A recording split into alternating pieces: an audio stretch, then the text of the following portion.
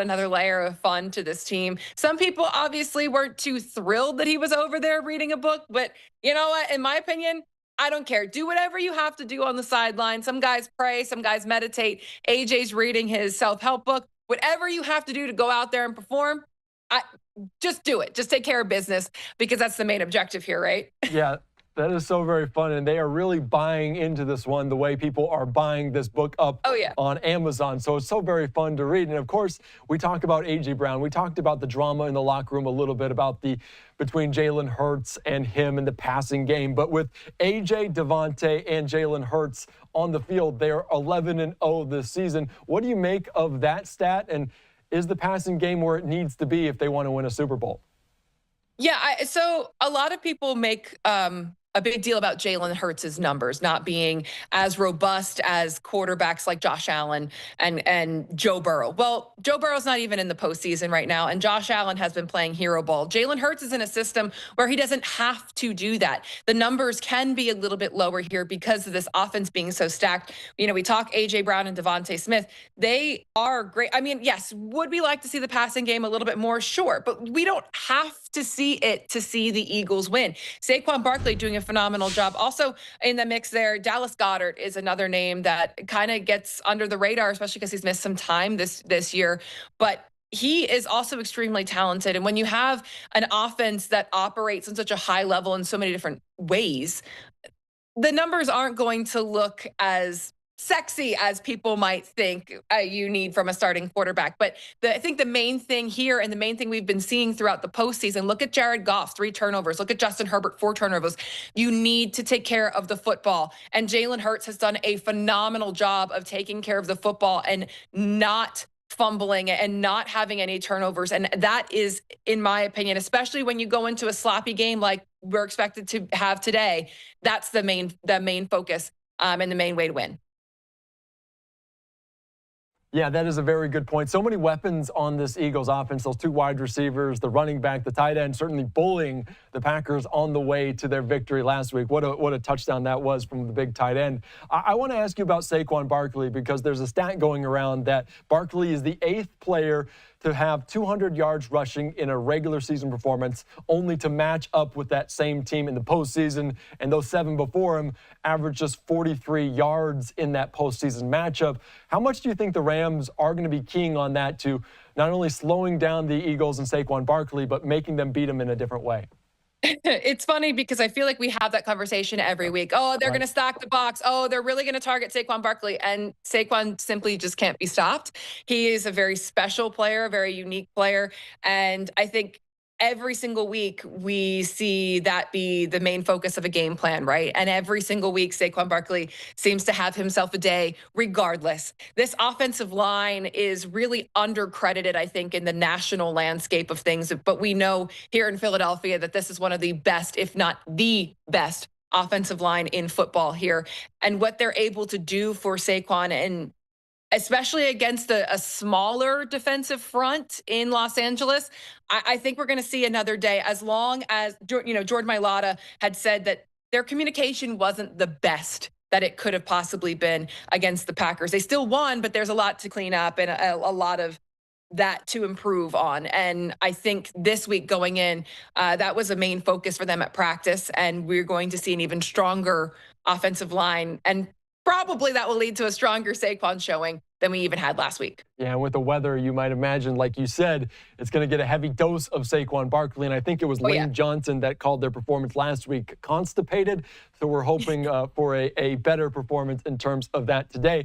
I want to ask you, because I know you're Philly through and through. We talked about 4th and 26 last week with the Packers. We saw last night it was Washington Commanders, Jaden Daniels, but also Zach Ertz come up in a big way. What do you think's going through his mind watching the Eagles potentially having a chance to go into an NFC title game in Philly against his former team? Oh, I think it is a little bit bittersweet for him potentially, but most of the times I feel like when guys are on new teams, that's where their focuses are. And you have to be where your feet are at all times. And so he's trying to win his, but it's not a surprise, right? Zach Ertz seems to find himself in winning situations quite a bit. So that one's going to be a little bit interesting, but hopefully, unfortunately for him, we are all rooting against him in this one. But, personally, we wish him nothing but the best. Just not next week if that's what happens to shake out, which I think everyone here collectively is very much hoping that that's going to be the case. The Eagles fans have a soft spot for Zach Ertz. Another question before I let you go, because we're talking about the Rams as well. Sean McVay, Matthew Stafford. We talked Puka Nacua, Cooper Kupp. What have you heard from this secondary for the Eagles and how they try to slow that down? Have you heard anything in particular that stands out? I think they're not going to obviously give you some game plans right away, but you're going to see a healthy dose of those two rookies, Quinn Mitchell and Cooper DeJean, and those two did a phenomenal job the first time around. And I think that's also been another narrative that's carried over. Oh, is Quinn Mitchell going to rise to the challenge? Is Cooper DeJean going to rise to the challenge? I think now at this point, after 19 weeks or wherever we are, 19 weeks at this point of games that we've been watching these guys, they have risen to the challenge every single time. Those two young men have done a phenomenal job, and I expect nothing less once again today. The main concern for me personally is the fact that Nakobe Dean is out, and he is a large piece of this defense, not just on the field with his playing ability, but his leadership skills as well. How is Oren Burks going to step in there? How is Jeremiah Trotter Jr. going to step in there?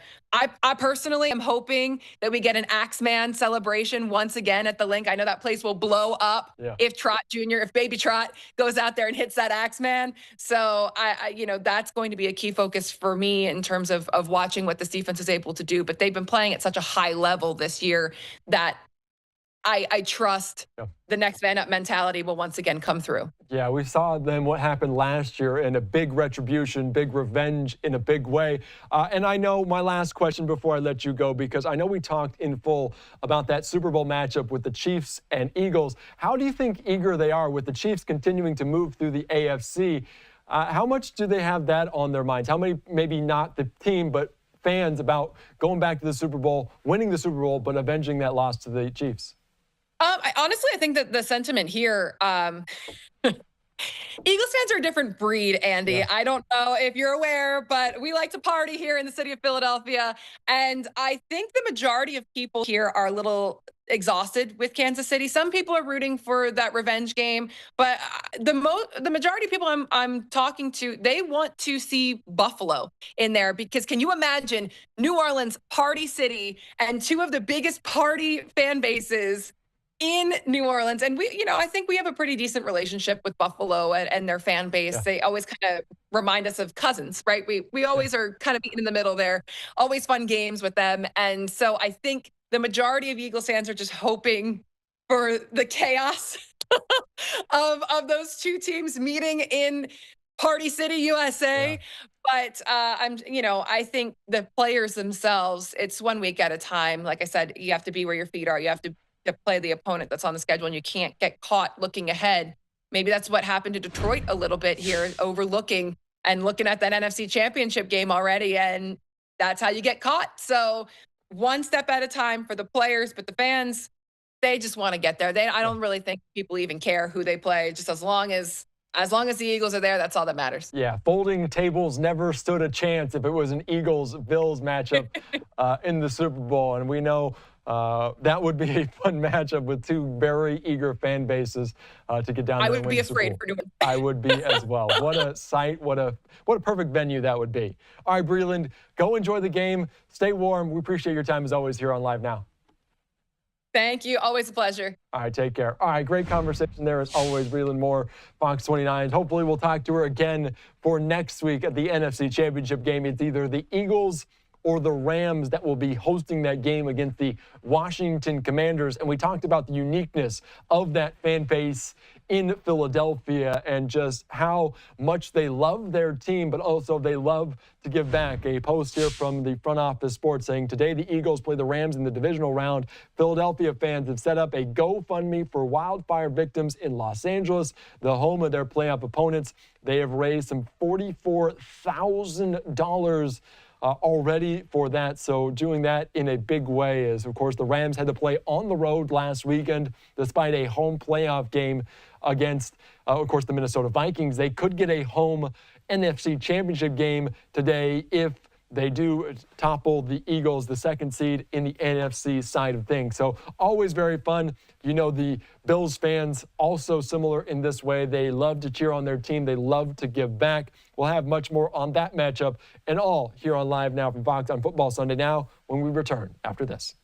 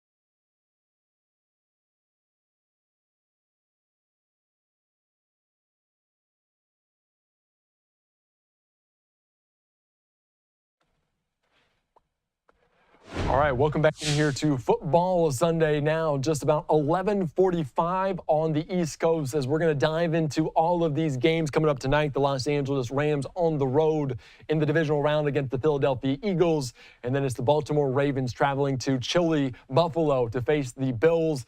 Their matchup with the AFC Championship game at Arrowhead against the reigning two-time Super Bowl champion Kansas City Chiefs. All right, a live look right now there in New Orleans one more time. 21 days until Super Bowl 59, and the NFC could go through this venue, a slightly different climate there in Philadelphia than New Orleans. You can see the snow, the rain starting to pick up. A very cold weekend for so many portions of this United States. Let's get into this here. We're going to bring into the conversation AP NFL senior writer, reporter, friend of the program, Rob Maaddi. Rob, thank you so much for joining us here on Football Sunday Now to get us geared up for this game. Let's talk first about the games tonight, including the Eagles, because is the Eagles against a motivated Rams team. What do you think the keys are in this one? Well, Andy, for this one, it's simple for the LA Rams. You got to stop Saquon Barkley. You got to stop Saquon Barkley, who put up 255 yards rushing against them in LA earlier this season. And if they can try and make the Eagles one-dimensional, get up to an early lead, force them to have to pass the ball, force Jalen Hurts to have to win the game in the air, that can help the Rams with that fierce front four that they have, the front seven that they have. They can get after the quarterback. We saw that against Sam Darnold, but that's easier said than done. And even if you force Philly to have to throw the ball, Jalen Hurts is very much capable of getting the ball to A.J. Brown, Devontae Smith, Dallas Goedert, whoever it may be coming out of that backfield to catch the ball, Kenny Gainwell, Saquon Barkley. So I think this is a very difficult matchup for the LA Rams. Jalen Hurts is a whole lot more mobile than Sam Darnold. He's not going to hold on to the football as long as Darnold did when he got sacked 8-9 times on Monday night. He's going to get rid of it. He's going to run out. This is a formidable challenge for the LA Rams. I spoke to Jared Verse and Braden Fisk, two of their rookies this week, and they know the challenge that's up against them in trying to contain Saquon Barkley, trying to limit Jalen Hurts. It's going to be tough. The Rams went they went on the road because it was Arizona. They were the home team. They went on the road last week for a home game because of the unfortunate situation in LA, rallied behind the city, the emotion, and carried that to victory. Short week, short rest. Sean McVay and Matthew Stafford have fared well against the spread, 8-2 on short rest, but this is a different animal. Philly, the snow, everything, the atmosphere. Tough challenge for the LA Rams today. Yeah, and if it was only even tougher, they got a little bit of bulletin board material. You talked about Verse talking about that, and the Philly fans don't need it. The Philly locker room, certainly you don't want to add fuel to that fire. Can you talk about that moment, what he said, and do you think it fires up the Eagles? I think the Eagles fans thrive on people hating them, Andy. So I don't know that they needed any more motivation than Jared Verse saying he hates Eagles fans. And let's put it in context. He was talking to the LA Times. He was talking about the fans, the Eagles fans who traveled to LA earlier this season for that game. Eagles fans travel well, and how just vicious they were in the way they were coming after him. So he said he hates Eagles fans. And obviously that gets clicks and gets headlines, and people in Philly are talking about it and like, how dare he's coming in to Philly and they're going to show him, and there might be some snow and he's going to have to duck some snowballs. Who knows what's going to happen? I had an opportunity to speak to Jared on Friday, a day after. He knows he can't take back those comments. He knows that once you say it, once you put it out there, it's out there. But he said he wished that he didn't use the word hate, that he doesn't have hate for anybody. He wishes that he would have used the word dislike. And he also thanked the Eagles fans. And the Eagles fans started a GoFundMe to help help those who were impacted by the LA wildfires. And I believe it's well over 30,000 last time I checked. So he also thanked Eagles fans for that, said he was going to make a donation. Maybe I'll check and see if he has. Yeah, that is a very good point, and it continues to grow. I believe last check for me, it was 44,000. So you know how fiery Eagles fans are, but they're also good in a way that they give back. And I want to put us up from Front Office Sports talking about that exact thing you were just mentioning, the GoFundMe for the wildfire victims in Los Angeles, 44,000 right now. So they have been known to boo Santa Claus in Philadelphia, but they're also known to give back in a big way. So Philly fans, unique in every sense of the word.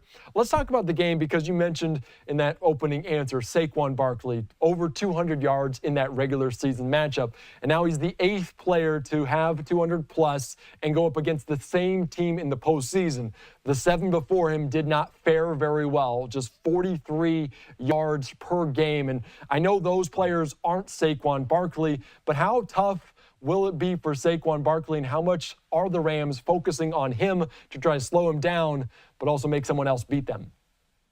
And that's what's so dynamic about Philly's offense, Andy, because if you focus on taking Saquon Barkley out of the game and he's only going to get 45, 50, 60 yards, well, Jalen Hurts has got the ability with AJ and Devontae and that offensive line to buy him some time, to give him opportunities to throw the ball downfield, to hit Dallas Goedert for some big gains over the middle. And that's what makes the Eagles so tough. And sometimes we've seen that this year, Andy, where Saquon's bottled up. Teams are trying to take him away, but that offense keeps pounding away and pounding away. And suddenly that 45, 50 yards rushing turns into 110 because he busts loose for a 55-yard run in the fourth quarter or in the third quarter. He's done a lot of his damage in the second half. The Eagles up front, that offensive line, the only offensive line in the NFL to have all 5 players receive at least one All-Pro vote last week when that came out. They can wear down the defensive fronts. They can wear down the defense. So certainly I believe the Rams are going to want, first and foremost, focus on taking Saquon Barkley out of the game, but you can only hold him back so long. And at some point in that snow, if it's going to, I covered the Shady McCoy game against the Detroit Lions, and it's so much easier for the offense in a field where there's snow, there's the element, because they know where they're going. The defense has to adjust, and it's slippery and everything else. So as the snow accumulates, and I don't know what it looks like right there. I'm tucked away safely in my home in Tampa, Florida right now. I got my earmuffs out there, but I didn't need them today because I didn't make the trip to Philly. It's going to accumulate, and if it does, I think advantage Saquon, advantage Philadelphia Eagles. Yeah, it's a unique fan base that loves to enjoy the elements, so they enjoy the snow, and I know the offense is as well, and also that stat. So you can't slow down Barkley, even if they do it in the first half. I think I saw a stat during the regular season. He had over 1,200 yards in the second half of games, which would be top 10 in the league in rushing. So if he just played the second half, he would be over 1,000 yards as well. So Saquon Barkley could be the factor today. I want to talk also about the Los Angeles Rams, because we saw them go on the road to win a home playoff game last week against a 14-win team in the Minnesota Vikings. Here's a post from the Sporting Tribune CEO founder Arash Markazi saying the last time the Rams won the Super Bowl, both beat a team they beat earlier on Monday night in a wild card game. They beat the number 6 seed on a Saturday night. They beat the number 2 seed on the road on Sunday. And we talk about motivation and getting hot for the playoffs. We saw that with the Commanders. We'll get to that a little bit. Do you think this Rams team is getting hot at the right time and has the motivation to potentially go to a Super Bowl and win it? Certainly with the coaching that they have in Sean McVay. And I remember when they did that a couple of years ago. They came into Tampa Bay and beat Tom Brady after taking a 27-3 lead, and then Tampa came back, tied the game, and a last final play, final drive, Stafford hits Cooper Kupp twice, and they win that game. They go on to win the Super Bowl. They are capable of doing the same thing here against the Eagles, going on there, but they got to be on their game, Andy, to the point where there's no turnovers, there's no tackles for loss, there's absolutely no mistakes. They have to play a flawless football game to have a chance. Matthew Stafford, I believe the stat's 1-8 in snow or rain, something like that. So he doesn't do well outdoors either. That's why the challenge is so difficult. And then you look at the Eagles defense, because they got Puka Nacua, they got Cooper Kupp, they got Kyron Williams. They have weapons, certainly. Eagles' #1 ranked defense with Vic Fangio, I think, gets overlooked often in conversations about Philly. That's going to be, for me, a great matchup. Sean McVay and his offense against Vic Fangio, two geniuses in their respect, going up against each other, matching wits. Fangio's defense they gave up 20 points in that game earlier this season. Cooper Kupp and Puka Nacua had some yards. Stafford made some plays. I think if the Eagles limit them they'll take 20 points given up today. They'll walk out with a victory. So that's going to be a very difficult matchup. It's going to be one to look forward to. I want to see how Sean McVay goes after Vic Fangio's defense and some of the playmakers that the Eagles have on the other side of the football. Yeah, that's right. This Eagles-Rams game is going to be a good matchup. The Rams might be the team of destiny, but in the NFC, that title belongs to the Washington Commanders in a big way after what they did to dismantle the #1 seed in the Detroit Lions last night. It's the first time in 33 years they're going to the NFC title game. Jaden Daniels, the rookie quarterback, the sensation that he is, putting on a show last night in that game. I want to ask you, as Washington awaits to travel to Philly or Los Angeles for the NFC title game, which side do you think has a better matchup in terms of that, facing that high-powered offense in Washington? I think Washington would be better off facing LA on the road. They beat the Eagles and lost to the Eagles, and they should have lost to them twice, even with Kenny Pickett in that game. If Devontae Smith doesn't drop a third down pass that forced the Eagles to settle for a field goal, put the ball back in Jaden Daniels' hands, and he came down, delivered a touchdown with that poise and that calmness and everything that he brings to the table. I think if I'm a Commander fan, certainly rooting for the Rams in this one. But what they did was so impressive. I was at the game in Tampa. I saw Jaden Daniels the first week in Tampa when he was just a rookie making his debut, and I saw him last week in Tampa and what he was able to do there. I knew that he could go on the road, and he was capable of doing and lifting the Commanders to that victory. I didn't expect it to happen in the fashion that it did, Andy, and that was extremely impressive. And what when you look at this Commanders football team, there are teams that after having failure, difficulties for decades, once they get to the playoffs, they're satisfied. They're happy to be there. It's the next step, and win or lose, they're excited about the season, and then we'll go on to next year. These guys are hungry. They want to win now. They want to take advantage of the opportunity, the why not us mentality. Yeah, we haven't been there in a long time. Yes, it's been a successful season. Yes, we don't have to win anymore, but we're here. Why not go out there and do some damage? I love seeing how Jayden Daniels leans on Zach Ertz, a proven winner, a veteran who's made big plays in the Super Bowl for the Eagles when it's fourth down. Even on an onside kick yesterday, Andy. Who's the guy out there recovering that onside kick? On the hands team, it's Zach Ertz making that play. So I think this team's got the makeup. They've got the character. Dan Quinn is still trying to overcome that loss in the Super Bowl with the Atlanta Falcons way back when against Tom Brady. And I think they got a shot whether they go into Philly or they go into LA with Jayden Daniels. Yeah, it's going to be hard to beat that Commanders team. You mentioned all of those. Dan Quinn, the head coach, certainly the experience, but the motivation. Zach Ertz, what a gamer he is to play, and it would be fun to see him back in Philly, but also the cool, calm, and collected rookie quarterback. You spoke with him just a few short days ago ahead of this divisional round. I want to play this bite real quick that you got out of him, and then we'll talk about what this rookie quarterback's about. I think what's been most impressive about you, and everybody talks about this, is your poise and the ability to stay calm, cool, collected under pressure. How do you do that? Yeah, I think that's just like second nature. That's just a part of who I am every day. Consistency, I'm consistent every day. So when I prepare for moments like that, I mean, it's just I'm not thinking at all. I'm just going out there and just reacting and just playing football. How much does your faith help you in those moments? How much does it help you on the field?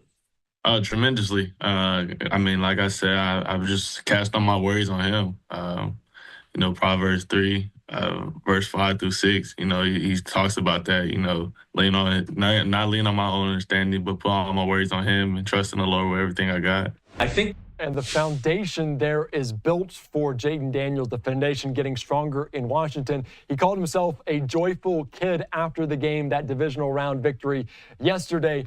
Is Jayden Daniels the best rookie quarterback you've ever seen? There, Andy. I think he's the best quarterback right now in the NFC, and he's probably a top 5 quarterback in the NFL. When you're able to go out there and play the way Jayden does in those moments, the game, it's never too big for him. The spotlight, he's not phased. He's cool. He's calm, collected, as we just talked about in that conversation. And I think when you look at some of these guys, I talked to him a little bit in that interview about Nick Foles going into a Super Bowl against Tom Brady, beating the big bad Patriots and Bill Belichick, in a conversation with Nick Foles afterwards. And win or lose, he knew that his identity isn't in his accomplishment, it's in the Lord. And when you have that peace, that inner peace, you can go out there and compete the way Jayden Daniels and Nick Foles did, and other quarterbacks along the way have been able to do. So I don't think there's anything that Jayden can't accomplish, and the best is yet to come for him. Yeah, what a special talent, what a special person to be able to handle all of this. And it feels like it's almost just a preseason game for him, the way these playoff games have come. And also, like you mentioned, keeping those turnovers to a minimum, not letting the mistakes affect the game in that way. I want to ask you about another component of this Washington game, and this is not to take anything away from Jayden Daniels, because I don't know any team would be able to knock him off, but the Lions coming out of a bye, they have 2 very highly sought-after coordinators, and Ben Johnson and Aaron Glenn, and they interviewed 4 or 5 times each with the Bears, the Patriots, the Jaguars, the Raiders. Do you think that played a factor, if at all? And do you think the NFL needs to consider making something about this to avoid coaches being distracted going into the biggest games of the season? And the coaches will say it doesn't distract them. The coaches on their own, the head coaches will say it doesn't. But I think it's human nature. Right. When you got to take time out and you got to prepare and get ready for an interview, I think it's just difficult to make sure you're focused on everything, the task ahead of you, when you have all of this going on and all of these interviews, virtual, whatever you're doing, you're preparing for that moment. And I'm not saying that Ben Johnson and Aaron Glenn weren't ready for this football game. They certainly were. Ben Johnson made some great calls. He also made some calls that I think are regrettable. With down 10, 12 minutes left in the game, Jamison Williams is throwing a pass downfield, ends up being intercepted, and it kind of ended the game for the Lions. So Aaron Glenn's defense gives up 38, one's a pick six, right? 38 points. So he's high on a lot of folks' list. He's got a lot of guys who are missing on defense. Certainly, I don't think another coordinator in the NFL was hurt as much by an injury as Aaron Glenn was by not having Aiden Hutchinson. He finished the season still leading the team in sacks, and he hasn't played in about 3 months. So I think all of that factors in, but maybe the NFL does have to take a look at this and try and figure it out. Yeah, that is a very good point. And of course, they had some 18 players on injured reserve. That will be a factor. And it was Dan Campbell last year that mentioned just the razor-thin margin that if you get in the playoffs, if you have a Super Bowl championship caliber team, you need to win it all. In terms of maybe their head coaching search, does this open up the opportunity for them to take a job soon? Because sometimes you go into a Super Bowl and you have that factor. Do you think they will land a job soon based on the fact that they're now no longer in the playoffs? Yeah, I think, Andy, we'll see the dominoes now start to fall because Ben Johnson, it certainly appears ticketed to be going somewhere. Tom Brady talked about him so glowingly in a broadcast last night, and he obviously interviewed with the Raiders, so he's got to be high on their list. But Brady also called out that play where Jamison Williams threw the pass. I don't know how much that's going to impact his opportunity to get a job, but I think we'll see those two guys come off the board, and then teams are going to start making their moves. As long as the guys aren't in the playoffs. Like Kellen Moore and the Dallas Cowboys, they're going to have to wait. Yeah, no, that's a very good point. Rob, thank you so much. I appreciate your time. Just past noon, an exciting divisional round, 2 games tonight. They're in chilly Philadelphia. We're going to be snuggled under our blankets and just watching from home on the TV like the rest of America. But thank you so much. Your insight, so great here on Live Now. Thanks, Andy. Enjoy the games. All right, take care. All right, we'll see him again on Conference Championship weekend next weekend as the matchups after tonight will be set. We'll see if Philadelphia or Los Angeles will host that NFC title game. Instead, it is Kansas City in the AFC side of things as the Baltimore Ravens or Buffalo Bills will travel to that frigid venue next weekend on Sunday for a big game. All right, I'm Andy Mack here on Football Sunday Now. Let's take you right now out, though, to some conversations had yesterday from the Detroit Lions, the 15-2 team with the #1 seed in the playoffs. Now the entirety of the NFC North eliminated from the conversation. Let's take you out to Dan Campbell and others after their divisional round loss to the Commanders. Credit those guys. You know, they played well over there.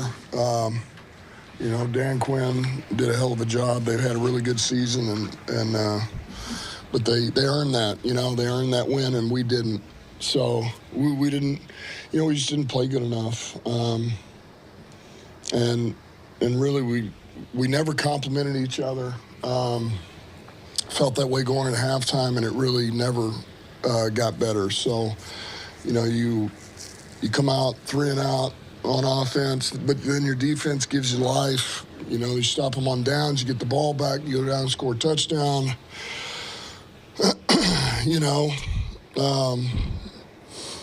defense holds them, you know, limits points. We come back, we turn the ball over. You know, you have a chance to go up 14-3, and so, you know, that was where the beginning of it started. And so you get a stop, you don't get a stop. You know, when we do get a stop, we turn the ball over. So we just didn't compliment each other. And it was it's just, as everybody knows, you turn the ball over 5 times, and the last one's whatever. So call it 4. That's fine. It's just too much. It's too hard against a team like that to come back. And we tried. We just couldn't quite get over the hump.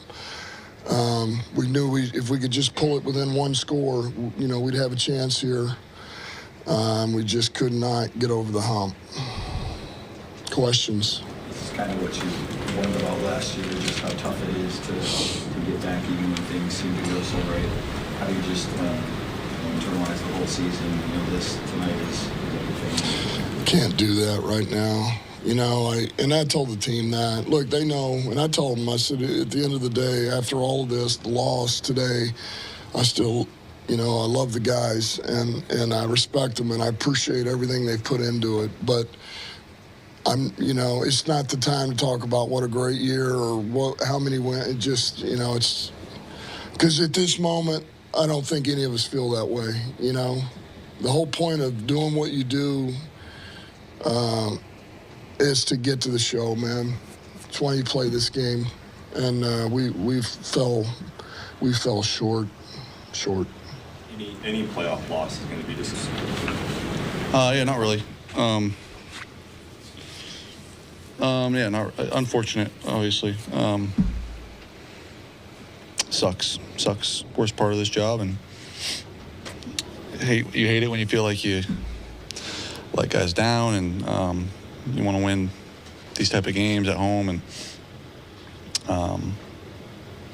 yeah, it's hard to answer that right now. I'm sorry. Hard to put in words. Dan took the blame as he often does when these kind of games happen. And he came close to breaking down when he's talking about, what you guys put into the game, what the players have sacrificed. Flip it the other way around, how do you see it as far as the disappointment you guys have for him having to blame and take the loss? Yeah, it's not, yeah, he's our rock, man. He is, and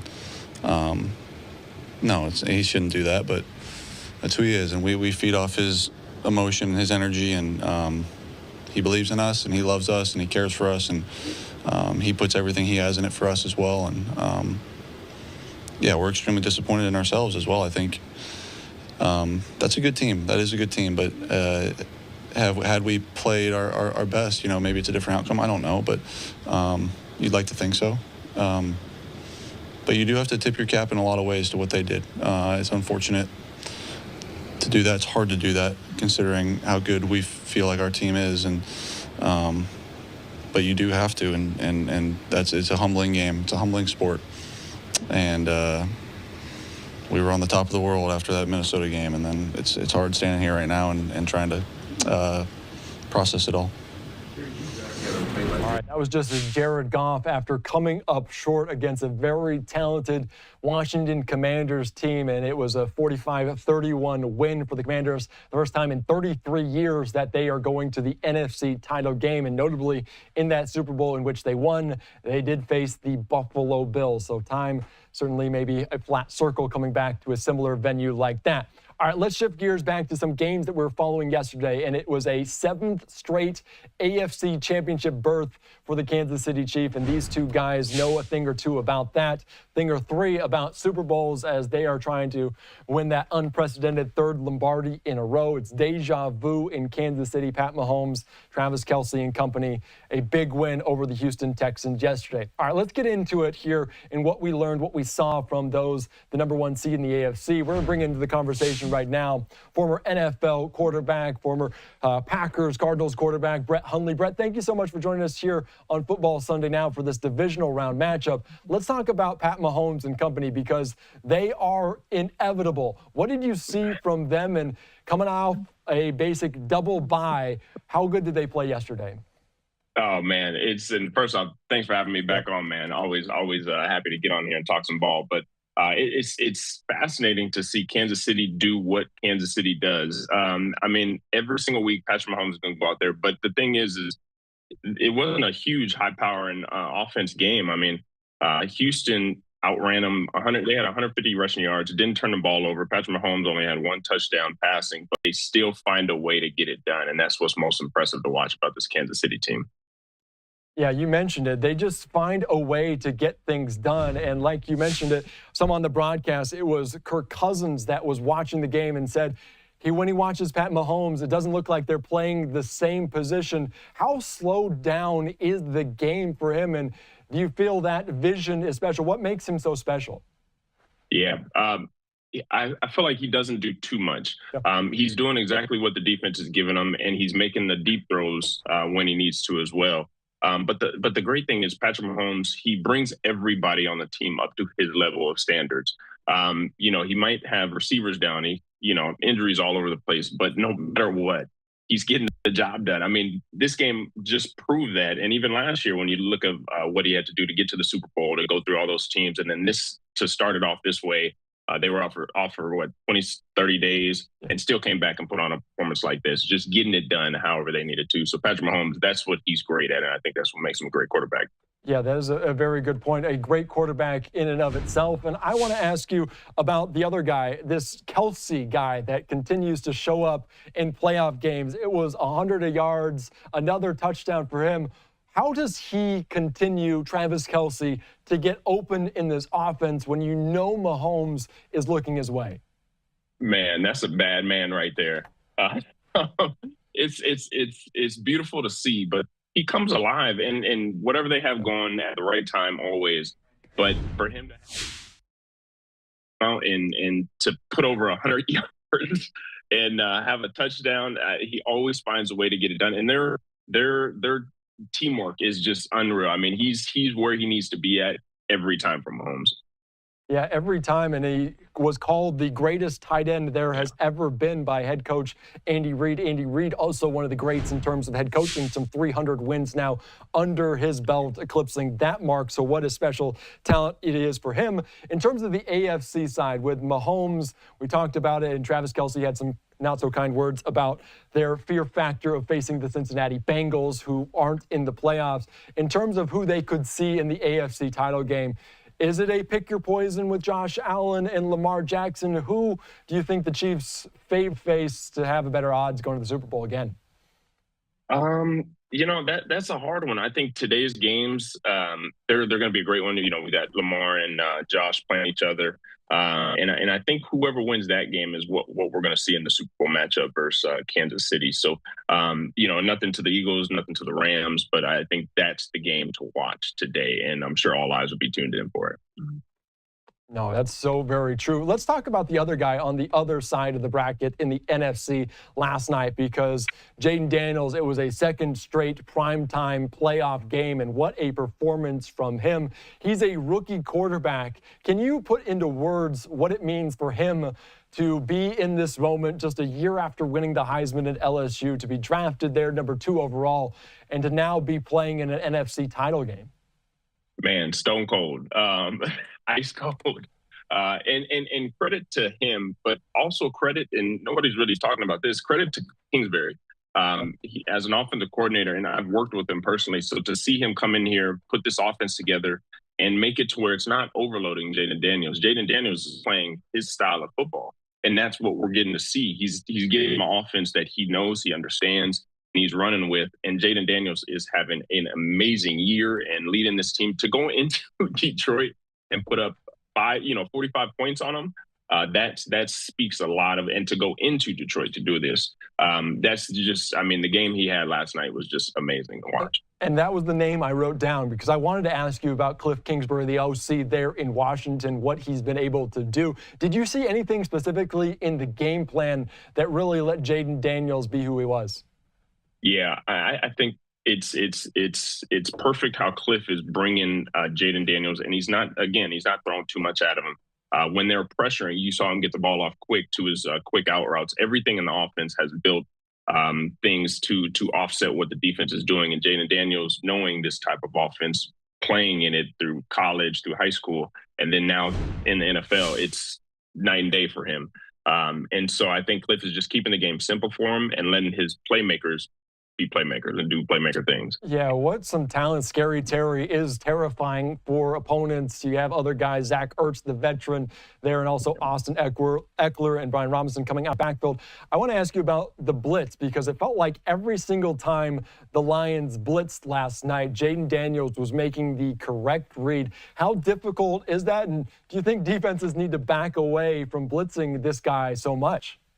Yeah, I think as defensive coordinators, you get into this thing is when you have a rookie quarterback, you want to give him things he might not know or might not see and pressure him. But when you have an offense like this, every time they pressured, you would see him just kick it out to his receiver. They were built-in hots for these pressures. And I think that's why Cliff and Jayden work so well together, because it's, as a quarterback, it's simple. Okay, now I don't have to think about protection. If somebody comes, let me throw it out to my receiver on the outside and let them run. And that's what they did. They made big plays off of it. And, the Lions kept trying to pressure, and Washington kept making those type of plays on them. Yeah, that is so very true. What a talent he was there, and no mistakes. to be made for him, both through the air and on the ground. And we talk about Jaden, we talk about Cliff Kingsbury, but I think a lot of credit also goes to Dan Quinn.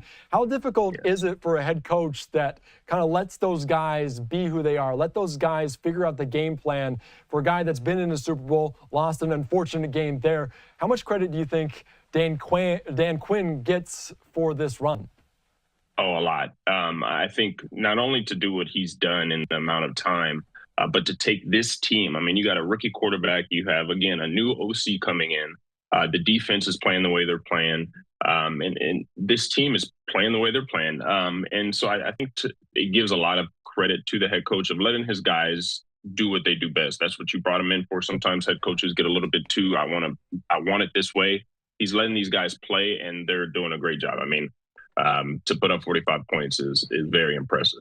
Yeah, that is so very difficult. And let's talk about their matchup in the NFC title game, because they will either have to travel to Philly or they'll have to travel to Los Angeles. In terms of that, it feels maybe obvious that they would like to face the Los Angeles Rams. Is that accurate in your eyes? I do think it's accurate, but you know, the one guy I always say I would never want to play in the playoffs is Matthew Stafford. So I don't know. I feel like they can make this run in the playoffs, and they'll be a scary team. So it's a twofold. You know, you got Eagles and the #1 defense, and you know, obviously all the offensive firepower. So that's the team you for sure wouldn't want to play. But Matthew Stafford, he's a scary quarterback in the playoffs. Yeah, these two teams are almost team of destiny type squads, with the Commanders there, first time in 33 years.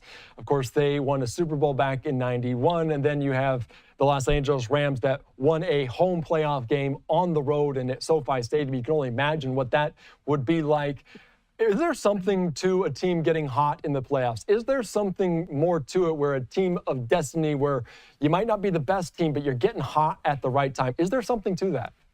Absolutely. All momentum. And I think as a team, when you get to the playoffs, all records are reset. It doesn't matter if you're, just like we saw yesterday with Detroit, if you're the #1 seed going in there facing, you know, somebody who's getting into the wild card. It does not matter. And I think as the team, who's ever making the least mistakes and capitalizing on those mistakes of the other teams, that's who's going to win. I mean, you don't turn the ball over. You play good defense and you score points. That's the name of the game when you get to the playoffs and you run the football. And you win some games doing that.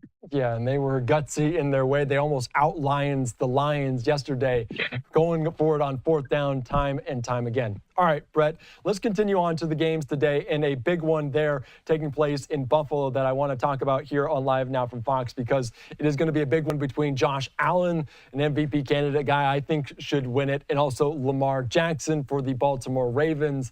In terms of this playoff quarterback matchup, who do you give the edge to?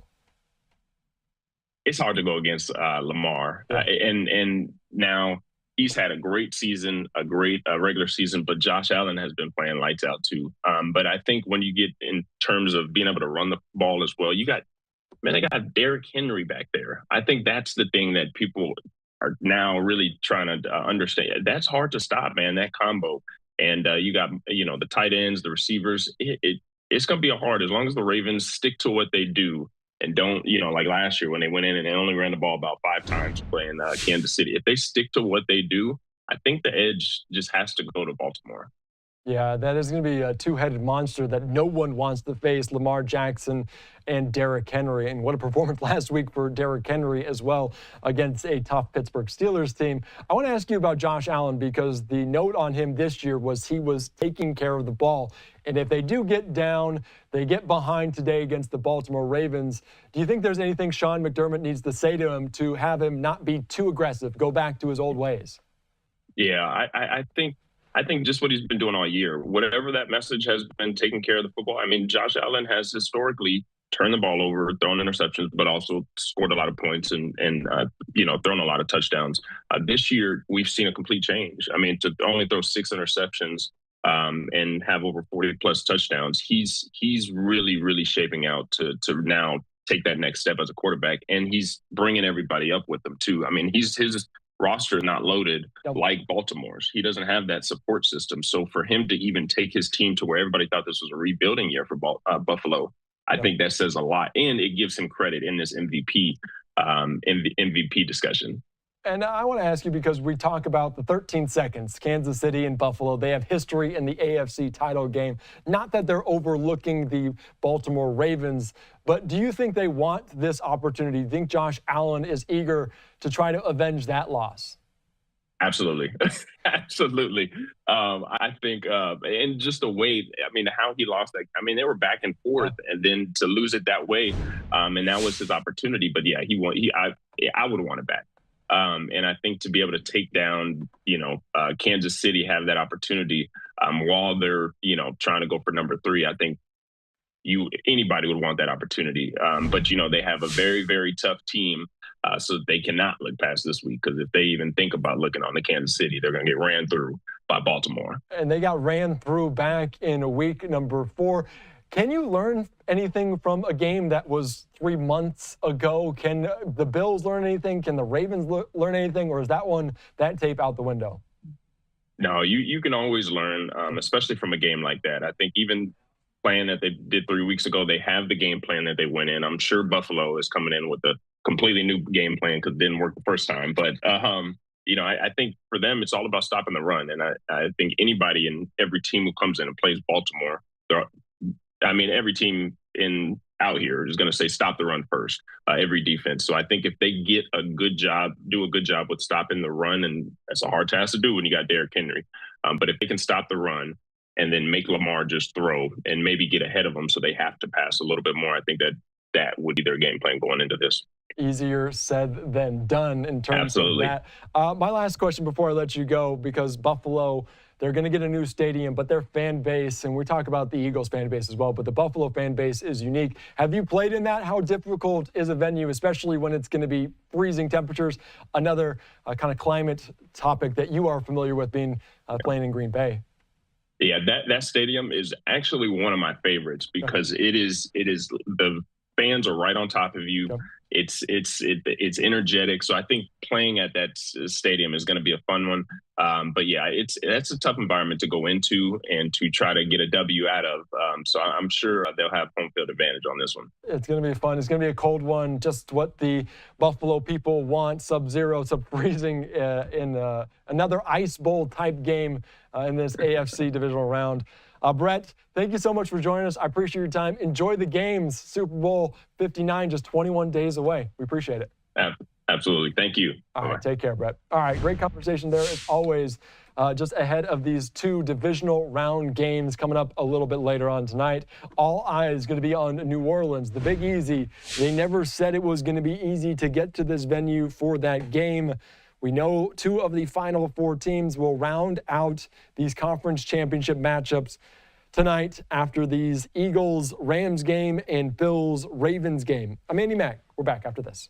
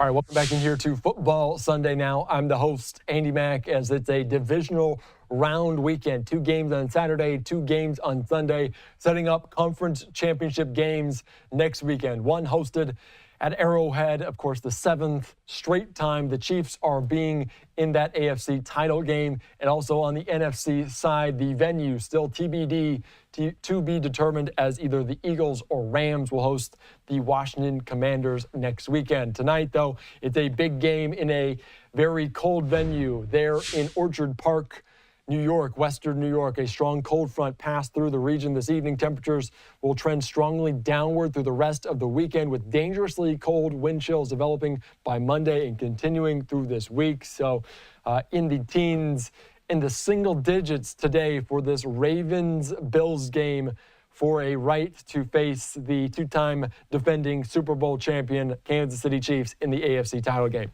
All right, right now, though, let's go out to my conversation earlier this week with Chris Myers to preview some of these Sunday games and also some of those head coaching vacancies around the league. Welcome back in here to Football Sunday now on LiveNOW from Fox. It's the NFL Divisional Round, as we will soon have the conference championship matchups set one more step closer to that Super Bowl 59 in New Orleans. And of course, we're following this, a big game on Sunday as the Philadelphia Eagles take on the Los Angeles Rams. An unlikely story for the Rams after that 1-4 start. And of course, it was a 2-2 start for the Philadelphia Eagles as they made this run, as they are the number 2 seed on the NFC side of things. So they are playing really good football coming off that 22-10 victory over the Green Bay Packers. All right, let's be joined right now by NFL on Fox's Chris Myers. Chris, thank you so much for joining us to preview this major game. And of course, there was a little bit of adversity early in the year for both of these teams. But the way the Eagles are playing, I likely are the favorites. What do you like in this matchup? Well, both defenses are playing really good football at the right time. They both got better throughout the course of the season. You know, statistically, gosh, the Eagles, they beat the Rams in almost every category. But I just like the Matthew Stafford over Jalen Hertz when it comes to throwing the football. And that's the key for the Rams to stage an upset.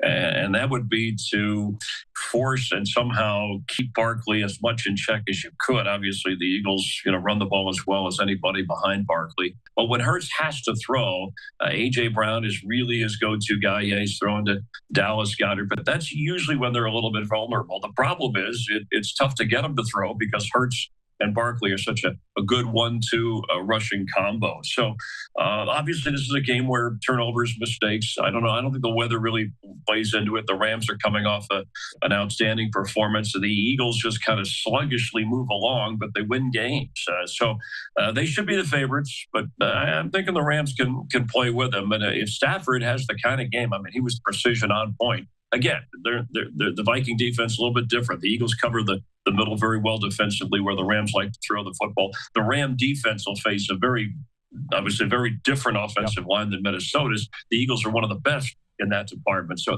that's going to be a challenge for them. I don't think you're going to see the high value sacks. Yeah, that is a very good point. A different quarterback, Sam Darnold, certainly not the player or the athlete that Jalen Hurts is on that side. And I do want to ask you about the Eagles, because the 2-2 start, there was some tension, some drama in the locker room, Jalen Hurts and then A.J. Brown, but we're seeing them be a little bit more centered. And it's always interesting to see this on the sideline, A.J. Brown reading that book, the Inner Excellence book. And I don't know if I've ever personally seen a guy pull out a leather-bound book, not a hardcover there, but on the sidelines reading this book, as he does this on the game days, and there were notes inside of it. How unusual is that for you, and what does that tell you about who A.J. Brown is? Well, I mean, having covered the Eagles, I hadn't seen that before. Even in the NFL, I've seen, obviously guys look at the laptop to look at plays, and maybe there's some notes on there. There's some restrictions that the NFL allows, having been down there on the sidelines covering playoffs for Fox and the Super Bowl, being the sideline reporter, seeing guys eating and different, but never anything, trying to sneak a candy bar, nothing like that.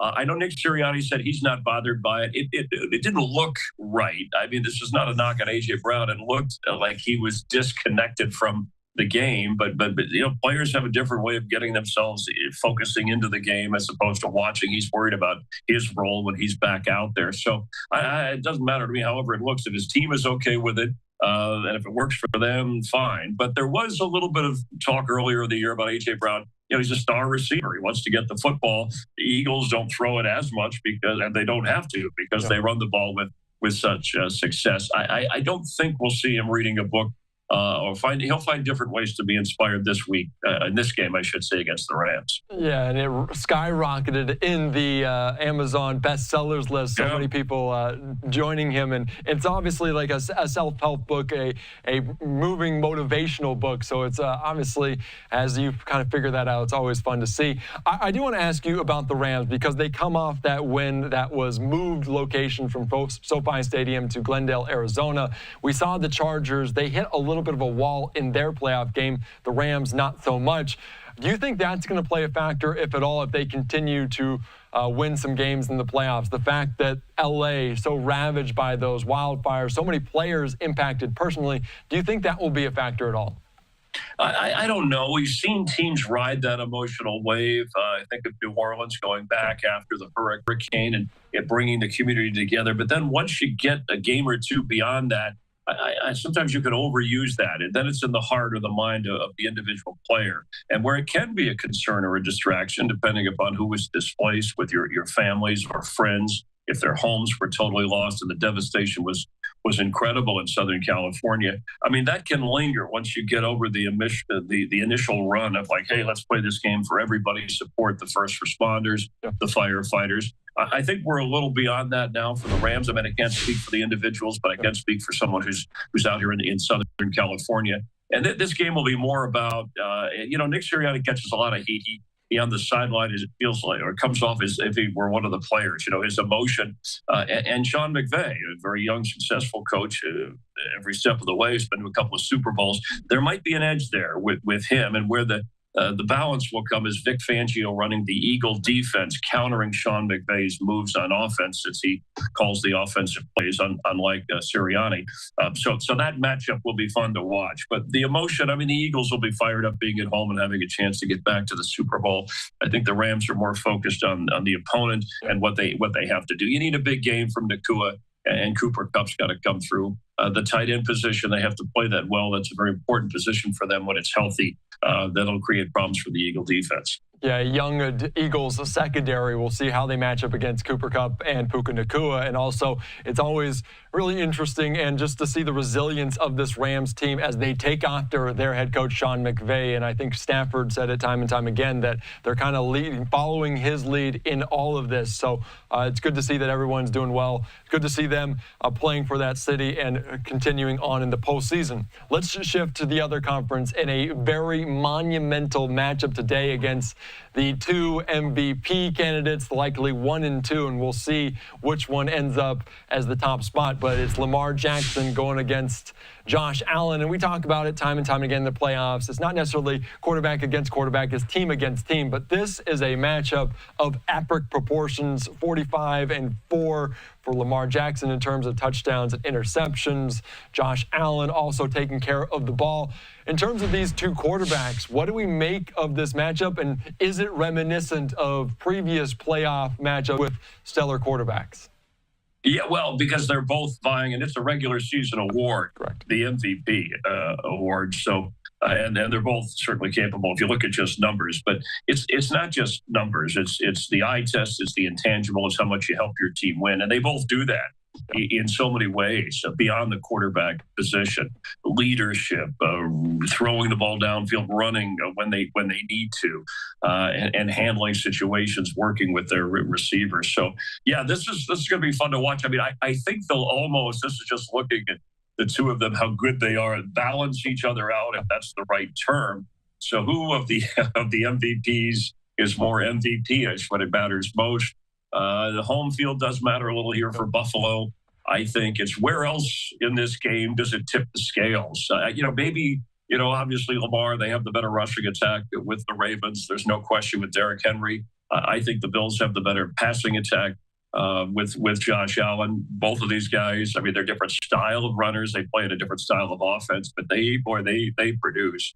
And I think this is it's a cliche, but it might figure here. Whoever has the ball last, and we've seen this when you asked about other matchups of premier quarterbacks. We've seen it with Josh Allen and Mahomes, or Joe Burrow and Mahomes in the playoffs. Whoever has the ball last, with a chance to get a field goal or a touchdown to win the game, or in overtime, or take it to overtime. Usually, they're tough to stop. They just have that magic about them. So which defense steps up? You look for other places, the kicking game, the special teams. But I would be shocked if both of these quarterbacks don't bring their best stuff, because that's how they've been all year long. Yeah. Even in defeat, they've had some rough spots, but everybody knows over the long haul of the season. But right now, I got to tell you too, Josh Allen is throwing.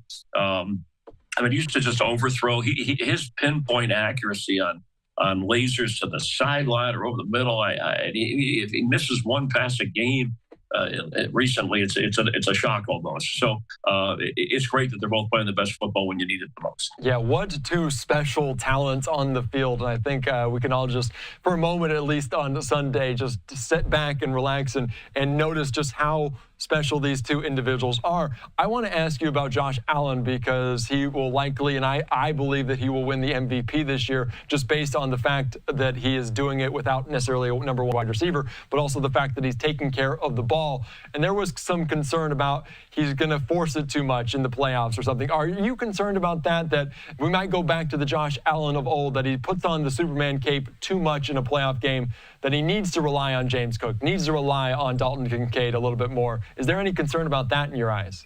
Yeah, and that's where Joe Brady's done a good job with the offense, letting Josh Allen be Josh Allen, but also letting Cook in the running game. They run the ball a little bit more successfully, better than they have in the past. And it maybe is a good thing that there isn't a guy like Diggs where you try to force the ball to him, or he's unhappy if he's not getting it. Maybe it's better. It's tougher on a defense, because who do they cover, whether it's the tight end position or somebody out of the backfield, whoever Josh is throwing the ball to. And he's not afraid. They built in plays for him to, quarterback draw, but some running plays, throwing on the run. He's very successful. I guess any great defense can force a quarterback to revert back and have a few difficult moments, but I wouldn't expect it here. In fact, I think that's a vulnerable spot for the Ravens, as good as their defense has been playing, giving up the big play. They almost, they want you to grind, but there's a few gaps in that secondary where we've seen the deep ball be successful against them. And I think Buffalo's willing to grind, and then when they have the chance with Josh, take the deep throw. And it's interesting, we talk about quarterbacks.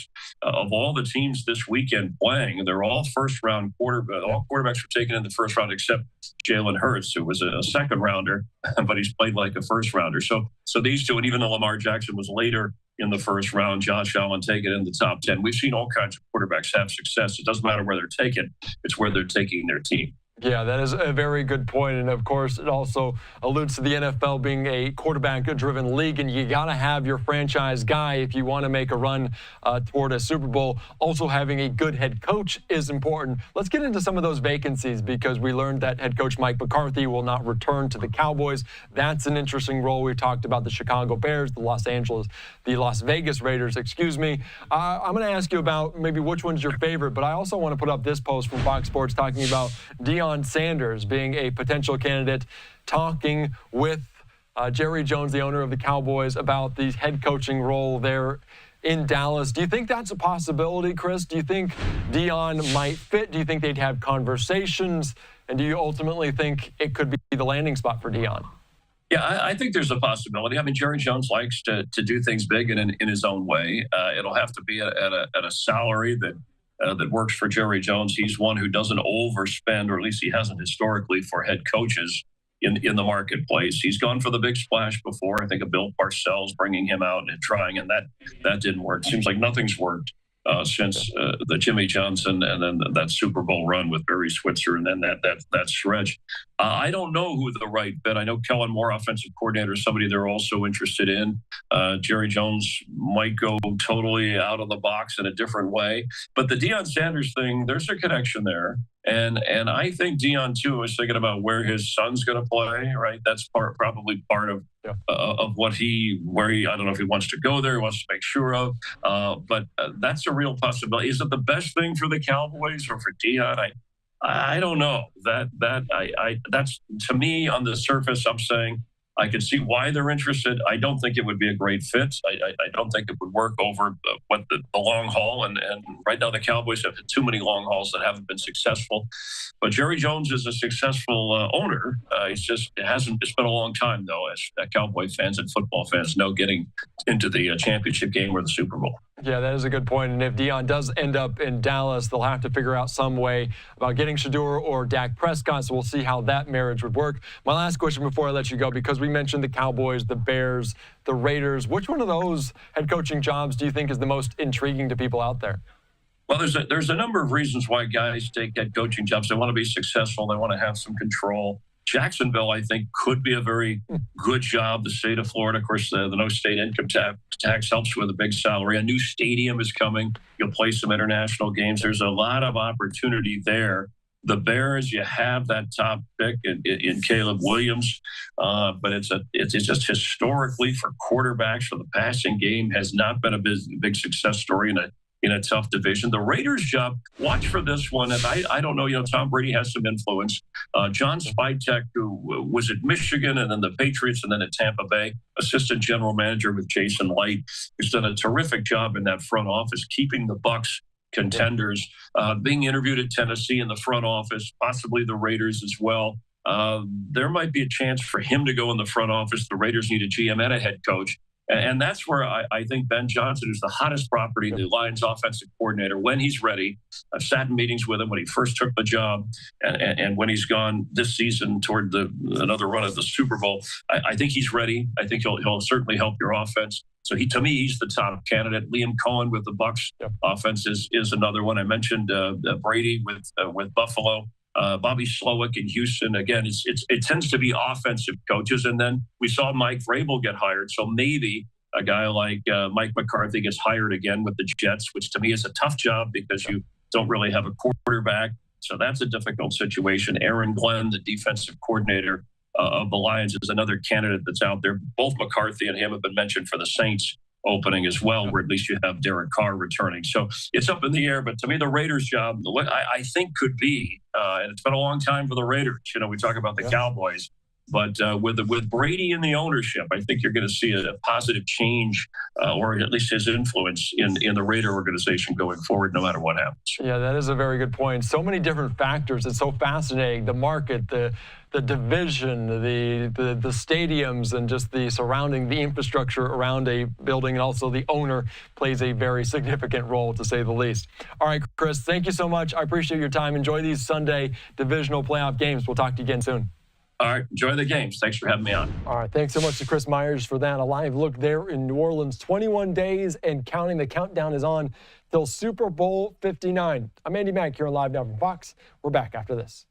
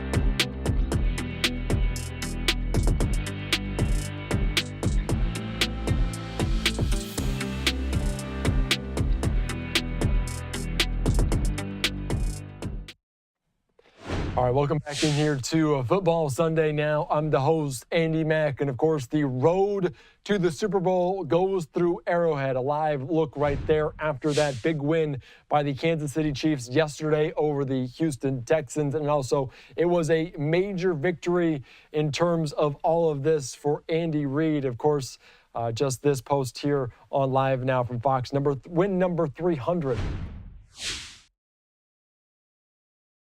All right, win number 300 for Andy Reid as he joins Bill Belichick, Don Shula, George Halas, only coaches in NFL history to win 300-plus times. So an impressive feat in and of itself, but he has eyes on becoming something no other coach has ever done. That is winning 3 straight Lombardi trophies. Let's take you out to some sound he said after the game yesterday about this win for Kansas City. It was good to get back in the swing of things. I thought the guys knocked a little rust off early, and then kept working, and I thought finished up strong. I thought our defense did an outstanding job. George led us with the 3 sacks, but there were 8 team sacks overall, and that doesn't normally happen against a great offense like they've got. So my hat goes off to Spags as the plan he had, and then again the players for executing. Justin led us with. In tackles, and McDuffie had the 3 pass breakups that were tremendous, too, to go with it. Offensively, you probably need to start with Trev with 7 catches for 117 yards, a touchdown, and he just, that's why he's the greatest tight end there's been. So,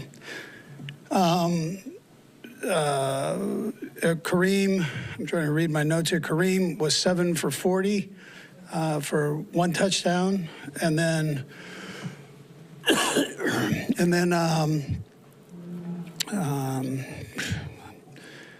anyways, it was all good. I've got 8,000 notes here scribbled on here.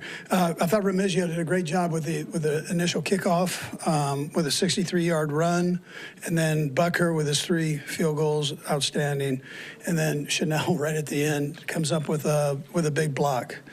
My hat goes off to Borgo going to Tennessee. He's now the enemy, but we're glad he was able to get that job as a general manager there. So he's done a phenomenal job here for us, and we love the guy, but he's on another AFC team now. So, anyways, with that, time's yours. Let's come out clean. From the game, it seemed like there were a lot of just bumps and bruises throughout. Injury-wise? Yeah, there weren't really anything to mention. Everybody got through it, and they're good. They might have some bumps and bruises, but it's all good there. Andy, there were 2 particular connections between Patrick and Travis today.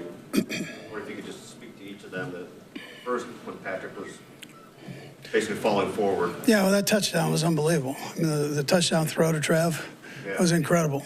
For him to be able to get himself in position, just his body in position to make that throw, I thought was great. Yeah. Do you think for a second he might have had his knee down? I mean, did you wonder that as he was releasing the ball? No.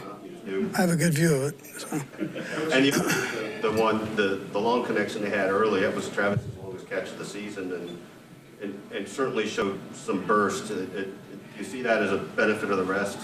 Yeah, he can still play. He's all right. Patrick do a lot of things. That play there that we're talking about, is that one where even though you're in the middle of the game, you may peek up and watch the replay on the board? Yeah, I always tell our coaches, don't get used to that. I mean, this is unreal. I tell the fans the same thing. We're very lucky to have him here. And the stuff he's doing just doesn't happen. That's why he's the greatest at doing what he's done in a relatively young career here. So, I thought Nagy did a nice job of putting the guys in position to have some real nice plays, too. And then I should have mentioned Dave Tobe in there, too. All right, you're just listening in there to Andy Reid talk about it, also bringing up the name Matt Nagy. So you always hear about head coaches and what they mean to teams, to franchises. Andy Reid, over 300 wins, something that only 3 other coaches in NFL history have ever done. But everyone is trying to find their franchise quarterback, but also their head coach of the future. And of course, one team that is notably about is the Dallas Cowboys. Of course, after the Commanders there making it to the NFC Championship game, now the Dallas Cowboys are the longest drought without a conference championship appearance since back in 1995 to 1996. Notably, that's with the game yesterday, but also the departure of Mike McCarthy from the Star in Dallas as they agree to part ways, a post from the NFL. So Mike McCarthy's tenure in Dallas has come to an end, and that's another head coaching vacancy around the NFL, a very highly sought after one, a very interesting one. Let's bring into the conversation right now, friend of the program, reporter with the Dallas Morning News, Calvin Watkins. Calvin, thank you so much for joining us here on Football Sunday Now to discuss this. And of course, McCarthy and Jerry Jones, they are coming to an end, this relationship. How mutual of a decision was it, and what do we make of it? Well, yeah, it was a mutual decision. Now, the Cowboys 2 weeks ago blocked the Chicago Bears from talking to Mike McCarthy because he was still under contract. So we all thought that was a positive sign that McCarthy would come back. But over the course of 5 to 6 days, Jerry Jones and Mike McCarthy and McCarthy's agent, Don Yee, entered into discussions about a possible contract extension, and it seems as if that was the biggest issue. Jerry offered probably a 1-year extension, and then Mike was looking for a possible 2 to 3 year contract extension. And as one person close to the discussions told me, they just ran out of time. And so if you're Mike McCarthy, who had some leverage here because of the Bears' interest in him, hey, give me a contract extension. That's 2 to 3 years. If not, let me go. Jerry Jones is like, hey, I liked how things went last year, but the whole coaching staff was fighting for their jobs. So let's do it again like this. Well, it's hard to get assistant coaches to tell their families, we're going to live in Dallas for maybe a year. And if it doesn't work out, we might have to move somewhere else. So that's a difficult life to live as a coach. So McCarthy and Jerry Jones decided to go their different ways. Yeah, we thought this marriage would last based on the fact that he was retained throughout the season, like you mentioned, that contract extension or the denial there for the Bears to not interview him until it was not. Now, in terms of what comes next for the Dallas Cowboys, what is Jerry Jones looking for? Or maybe should I say, what does Jerry Jones say he's looking for in his next head coach? Well, we haven't talked to Jerry since the regular season finale against Washington. But already Jerry has talked to 2 coaches. He's talked to Kellen Moore virtually. That was on Friday. And he talked to Robert Saleh, the former New York Jets and San Francisco 49ers defensive coordinator, yesterday. Leslie Frazier, who's a former head coach in Buffalo and a longtime defensive coordinator, he's going to talk to the Cowboys on Monday here in Frisco, Texas. As far as moving forward, we do believe Jerry Jones will expand the search. Ben Johnson and Aaron Glenn, the 2 coordinators in Detroit, their season ended Saturday night. There's a possibility that Jerry could talk to both of those guys in the next couple of days since their season is over. Brian Schottenheimer, who's the Cowboys defensive coordinator, he's a possible name that could come up into a conversation with Jerry Jones and that kind of thing. And of course, there's your favorite coach, Dion Sanders, Andy. Jerry and Dion have acknowledged that they had I guess you could say a casual conversation about the head coaching job here, but no formal interview has occurred as yet between Coach Prime and the boss of the Dallas Cowboys. Yeah, we'll get into prime time in just a little bit, Calvin, because I really want to talk about this. That would be such a splash. But you mentioned some of those coaches there, Aaron Glenn, Ben Johnson from the Lions, as well as Kellen Moore, an offensive mind. In terms of the offense versus defense, because it feels like a lot of teams lean offense in terms of their head coach, so they don't lose continuity on that side of the ball. Is that what they're going with? Especially after giving Dak Prescott that major, massive deal, CeeDee Lamb having just such an impact on this. Do you think it's favoring the offensive side of the ball? Possibly. The last 2 hires from Jerry Jones for head coach have been offensive coaches, from Mike McCarthy and before that, Jason Garrett. Now, there have been times where you've hired a defensive coach and seen success. An example is Washington, where they've hired Dan Quinn, who used to be the Cowboys defensive coordinator, and now the Commanders are in the NFC Championship game. So it doesn't necessarily mean that, hey, we hire a defensive coach or our offensive coach, we're going to have success because we're paying a lot more money on one particular side of the ball. The reality is you got to get the right coach in place. And say, in this instance, say you hire an offensive coach, say you hire Kellen Moore. Well, you got to make sure, if I'm Kellen Moore, I get the right type of defensive coordinator in place to take care of my defense. Because Kellen Moore is going to be so focused on offense and game management. So in some ways, yes, whoever you hire as the head coach, say they hire Kellen Moore as an example here, who Kellen Moore hires as his defensive coordinator is almost as important as whether or not he's going to call plays in his first year as a head coach. Yeah, that is a very good point. There needs to be synergy between the offense and defense, and it's almost something hard to watch when you see Dan Quinn have that success, and then Kellen Moore almost missed the boat on him. OC, we'll see if he comes back to Dallas to lead that charge. Let's get into my favorite topic, that Dion Sanders, the potential conversation, not necessarily an interview between the Cowboys and him on Prime. And we know the history, Dion, there in Dallas and the history between Jerry Jones. How real of a possibility is it that he could find himself as an NFL head coach in Dallas next year? Well, I always go back to some of the things that Dion Sanders has said. He said he would only coach in the NFL if he had a chance to coach his sons. Yep. He's got two sons going to the NFL, and Shedeur and Shiloh Sanders. Now, Shedeur, as we all know, is going to be a top 5 pick in the NFL draft. Cowboys already have a quarterback in Dak Prescott who's contractually obligated to them for the next 4 more years.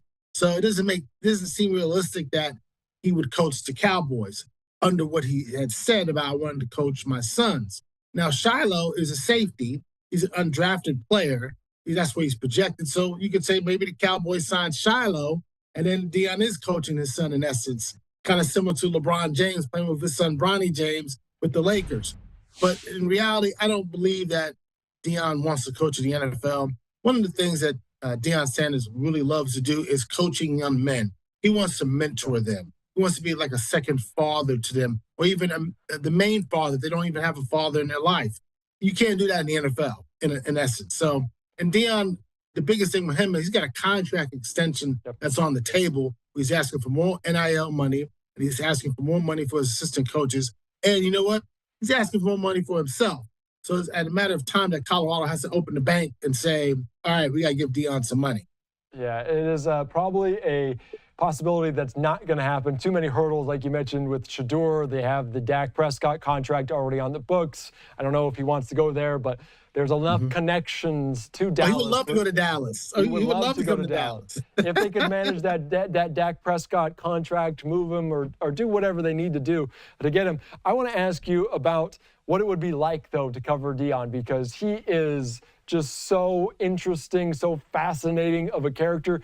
Do you think he would fit in an NFL circle as a head coach? Not this year, maybe not this cycle, but if at all. If any team ever hired Dion Sanders, one of the things you would have to do is give him almost absolute power. Because that's what college coaches have in essence right now. And that's what he has in Colorado. That's what he also had at Jackson State. So in the NFL structure, as you know, there's the owner, there's the front office, and the head coach. So Dion would have to be similar to Bill Belichick, where Bill Belichick was the head coach and also the de facto GM. And if you're a team that's willing to give that type of power to Dion Sanders, in addition to all the things that he brings, he's an amazing personality. He has his own camera crew that follows him around. He has his own publicist that's with him. And Dion talks to everybody, you know. But he also, if you say something or write something that he doesn't like, he's going to let you know about it. Yep. So he can be very confrontational at times in a positive way, because sometimes confrontation can lead to resolution, and sometimes confrontation can lead to, I know where I stand with you. And it'd be must-see TV. Can you imagine Jerry and Dak and Micah Parsons and CeeDee Lamb? You know, you can do Hard Knocks for the Cowboys for the whole season, right? You know, you could do a documentary on this whole season. So it'd be must-see TV. But the bottom line is Dion Sanders would have to win some football games. And if he doesn't win enough games, he's going to be like every other coach.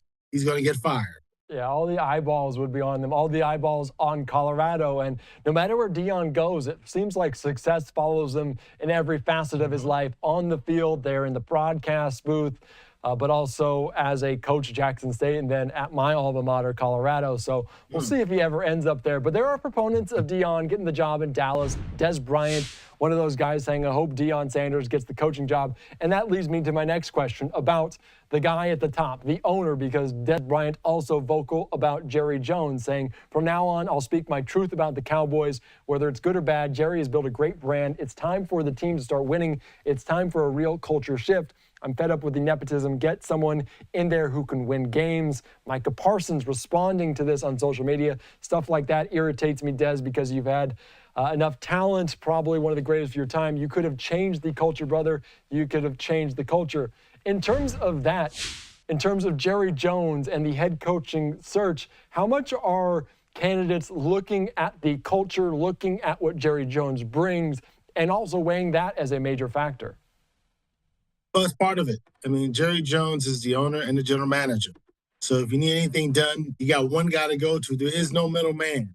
And the other thing about Jerry Jones, and we talked about this in the Dallas Morning News today, we had 10 things that a potential new head coach has to deal with. Jerry Jones talks to the media.